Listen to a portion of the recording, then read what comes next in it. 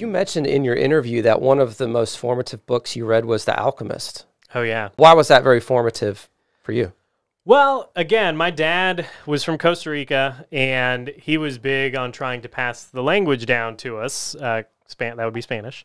And growing up, my dad was like, okay, you really need to read this book. It's a great book. It was one of his favorite books. He said, you need to read this in Spanish. So it was the first book that I read in Spanish. And it wasn't until years later, because I probably fumbled through it as like a teenager. I was like, yeah, it was a great book, whatever. I finished it. I finished a book, check mark, that was in Spanish.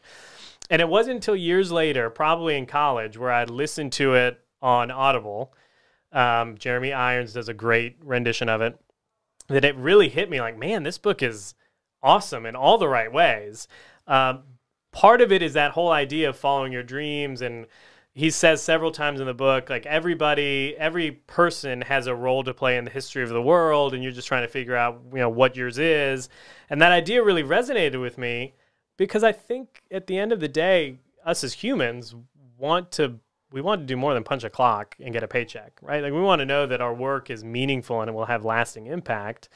And part of that, at least for me, is figuring out like what is my role in the greater fabric of society, and what am I doing not just to make material wealth for myself and for my family, but like what am I going to do that when I'm dead and gone, the world will have been a better place because I was in it.